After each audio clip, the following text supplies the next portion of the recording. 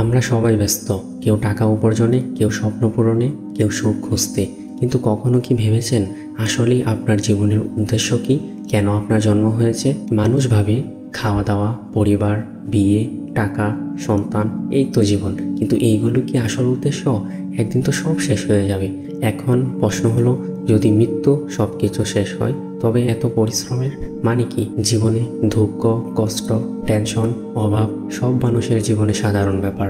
কারো প্রচুর টাকা আছে তবু মন খালি, কেউ স্বপ্ন পূরণ করেও সুখ খুঁজে পায় না, আবার কেউ দরিদ্র আর কষ্টে হতাশায় পড়ে থাকে। এই সব কিছুর পরেও আসলে কি আমরা বুঝতে পারছি কেন বেঁচে আছি? পড়াশোনা, চাকরি, বিয়ে, পরিবার, টাকা উপার্জন, কিন্তু এটাই কি উদ্দেশ্য?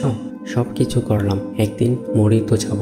তাহলে আসল উদ্দেশ্য কি? আমি আপনাদের বিভিন্ন বয়সের বিভিন্ন মানুষের ব্যস্ততার কথা শোনাই, যাদের বয়স 13 থেকে 19 বছর। কেউ পড়াশোনায় ব্যস্ত, কেউ সারাদিন বন্ধুদের আড্ডায়, আবার কেউ অন্ধকার অভ্যাসে ডুবে যাচ্ছে, রাত জাগে, অকারণে চ্যাট করে, কেউ আবার নেশায় ডুবে আছে। যাদের বয়স 20 থেকে 26 বছর, কেউ চাকরি খুঁজে ব্যর্থ হয়, কেউ ভালোবাসায় ভেঙে পড়ে, আবার কেউ পরিবারের দায়িত্বে ক্লান্ত।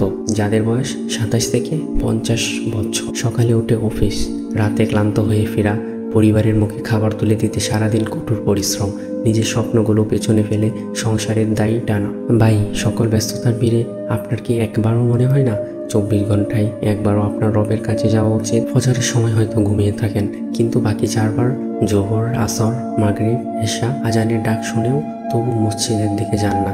আজানকে সম্মান জানিয়ে কিছুক্ষণের জন্য হয়তো চুপ থাকেন, কিন্তু আজান শেষ হতেই আগের ব্যস্ততা আপনাকে গিলে ফেলে। একবারও কি ভেবেছেন আপনার রব আপনাকে ডাকছে, যিনি আপনাকে সৃষ্টি করেছেন, ঘর দিয়েছেন, খাবার দিয়েছেন, বেঁচে থাকার জন্য সব কিছু দিয়েছেন?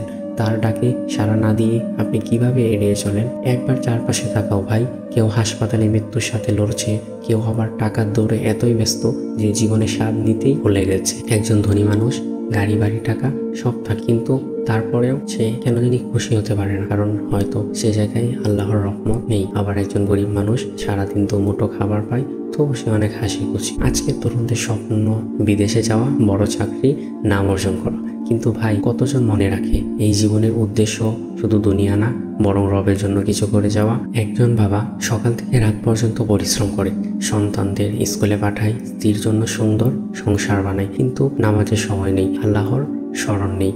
একদিন হঠাৎ হার্ট অ্যাটাক, সব শেষ, সব স্বপ্ন এক মুহূর্তেই শেষ। তাহলে ভাই, আমরা কি শুধু সংসার করতেই বেঁচে আছি, নাকি এর চেয়ে বড় কোনো উদ্দেশ্য আছে? একবার ভাবো, তুমি কবরের মধ্যে একা, কোনো বন্ধু, টাকা, পরিবার নেই, শুধু তোমার আমল আছে। যা কিছু নিয়ে তুমি এই পৃথিবীতে এত গর্ব করেছিলে, একটাও কাজে আসবে না। যখন আপনি কাউকে নামাজের কথা বলতে যাবেন, তারা অনেকে আপনাকে এমনভাবে বোঝাবে, আমি এখন জীবন উপভোগ করব, নামাজ পরে পড়ে নিব।